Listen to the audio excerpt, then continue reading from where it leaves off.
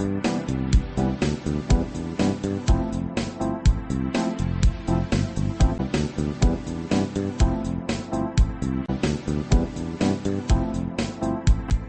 यज्ञ की इस अनोखी कक्षा में आपका स्वागत है। मैं हूं आरती। चलिए शुरू करते हैं आज का अध्याय। टैली ERP9 के इस अध्याय में हम सीखेंगे maintain bill wise details option का उपयोग करना और कस्टमर तथा सप्लायर की आउटस्टैंडिंग रिपोर्ट देखना। अब अगर मान लीजिए हम आउटस्टैंडिंग बिल्स देखना चाहते हैं, मतलब जो हमने माल खरीदा है उसका पेमेंट जो हमको करना है, उसमें कौन से बिल ऐसे हैं जो अभी पे नहीं किए हैं या जो ओवरड्यू हो गए हैं, या फिर जो माल हमने बेचा है उसमें से कौन से बिल्स ऐसे हैं जिनका पेमेंट नहीं आया है या जो ओवरड्यू हो गए हैं, वो अगर हमको देखना है तो उसके लिए गेटवे ऑफ टैली में पहले हम जाएंगे डिस्प्ले पर, डी प्रेस करेंगे। अब डिस्प्ले मेन्यू में हम जाएंगे स्टेटमेंट्स ऑफ अकाउंट्स पर, उसके लिए एस प्रेस करेंगे। अब यहाँ पर ऑप्शन मिलता है आउटस्टैंडिंग्स का, ओ प्रेस करेंगे। अब यहाँ पर ये रिसीवेबल्स और पेएबल्स, ये दो चीज़ें हैं। जिन पार्टीज़ को हमने माल बेचा है और जिनसे पेमेंट लेना बाकी है, तो उसके जो आउटस्टैंडिंग बिल्स हैं वो हमको मिलेंगे रिसीवेबल्स में।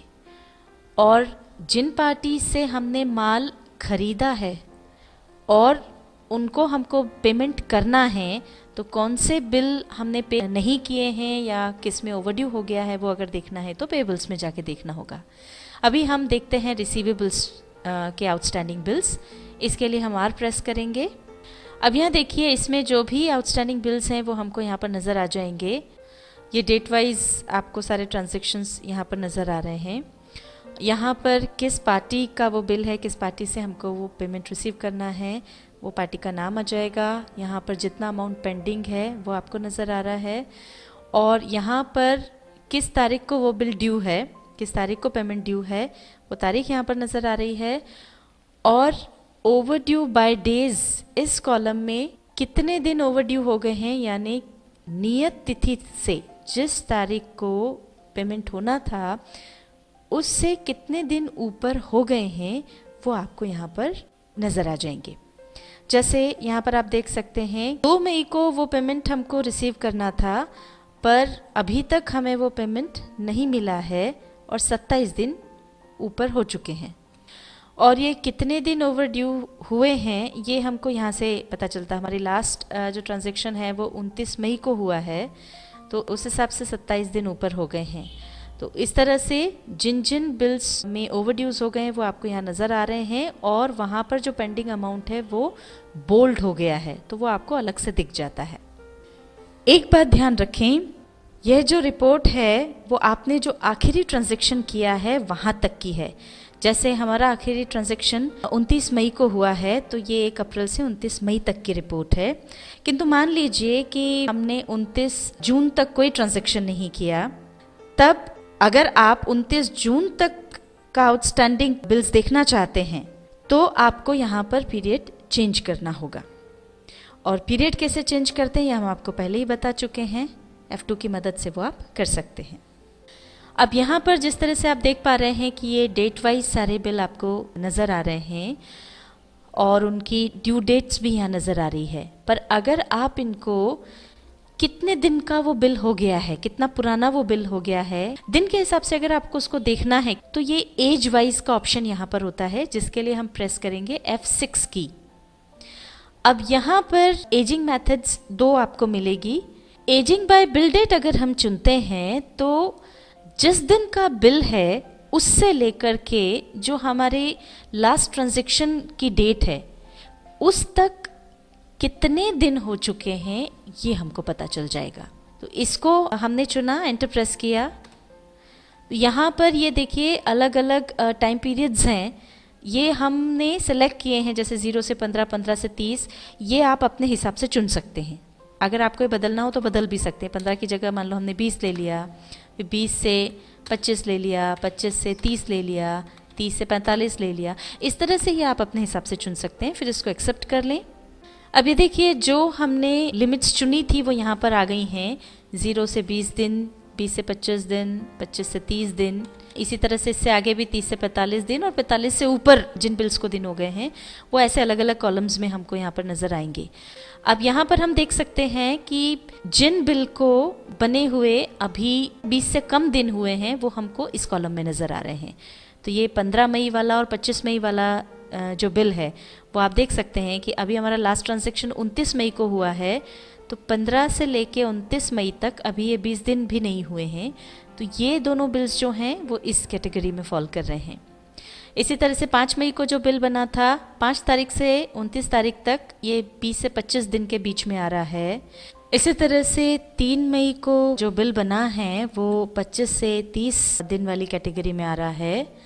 आगे जब हम बढ़ते हैं तो ऐसे बिल जो 30 से 45 दिन के अंदर होंगे वो यहाँ पर दिखाई पड़ेंगे, पर चूंकि हमारे पास ऐसे कोई बिल है नहीं इसलिए यहाँ पर कुछ दिखाई नहीं पड़ रहा है। और ऐसे बिल जिनको बने हुए 45 दिन से ऊपर हो चुके हैं वो देखिए वो आपको सारे यहाँ पर नज़र आ रहे हैं। तो ये 2 तारीख से लेकर के 9 अप्रैल तक के जो बिल हैं उन सबको 45 दिन से ऊपर हो चुके हैं। तो इस सिस्टम में या इस एजिंग मेथड में जिस तारीख को बिल बना है उससे लेकर के लास्ट ट्रांजैक्शन तक कितने दिन हो चुके हैं वो हमको पता चलता है। अब मान लीजिए हम ये जानना चाहते हैं कि कितने दिनों में किस पार्टी से हमें पैसा आने वाला है, कितना पैसा आने वाला है, तो उसके लिए हमको दूसरी मेथड देखना होगी। इसके लिए वापस हम एज वाइज पे जाएंगे, F6 प्रेस करेंगे। ये तो थी एजिंग बाय बिल डेट। अब दूसरी है एजिंग बाय ड्यू डेट, ये हमारे ज़्यादा काम की होती है। एंटर प्रेस करेंगे। यहाँ पर भी हमने उसी तरह से डेज की लिमिट बना ली है, इसको एक्सेप्ट कर लेंगे। अब आप यहाँ देख सकते हैं कि इसी तरह की लिमिट्स यहाँ पर भी आ गई है, पर ये बिल डेट से शुरू ना होकर के ये बिल पे करने की जो ड्यू डेट है वहाँ से शुरू हो रही है। यानी जो भी ड्यू डेट थी, ड्यू डेट से 20 दिन के अंदर अंदर के जो बिल्स हैं वो हमको यहाँ पर नज़र आ रहे हैं। इसका मतलब ये है कि 20 दिनों के अंदर अंदर इतना पैसा जो है वो हमारे पास आ जाएगा, हम इतना पैसा रिसीव कर लेंगे 49,000। 20 से 25 दिनों के अंदर फिर जो अमाउंट हमको रिसीव होने वाला है वो यहाँ पर आपको नज़र आ रहा है। 25 से 30 दिन के अंदर फिर हमको ये 3300 रुपये का अमाउंट जो है वो हमको मिलेगा या ये हम रिसीव करेंगे। तो यहाँ पर आपको मालूम पड़ जाता है कि कौन सा बिल में ड्यू डेट के ऊपर कितने दिन हो रहे हैं और उसमें कब हम रिसीव करने वाले हैं या हमको कब कुछ राशि मिलने वाली है, वो जानकारी हमको प्राप्त हो जाती है। अब ये तो हमको जानकारी मिल रही है उन बिल्स की जिसमें हमको पेमेंट रिसीव करना है। अब मान लीजिए आपको उन बिल्स की जानकारी चाहिए जिनमें आपको पेमेंट करना है, तो वो भी आप यहीं से कर सकते हैं। उसके लिए यहाँ पर ऑप्शन है पेबल का, F4 उसके लिए हम शॉर्टकट की प्रेस करेंगे। तो अब ये देखिए ये पेबल जो आउटस्टैंडिंग बिल्स हैं उनकी लिस्ट यहाँ पर आ गई है और यहाँ पर अब आपको पता चल जाता है टोटल अमाउंट जो पेंडिंग है जो हमको पे करना है वो है 57,300, जिसमें से 20 दिन के अंदर जो हमको राशि जुटानी है वो 26,700 की। फिर 20 से 25 दिन के अंदर हमको 24,600 का पेमेंट करना है। इस तरह हम आउटस्टैंडिंग रिपोर्ट की सहायता से यह देख सकते हैं कि हमें कब कितना पेमेंट प्राप्त होने की संभावना है और कब हमें कितना भुगतान करना होगा, और इस प्रकार हम एक संतुलन बना सकते हैं।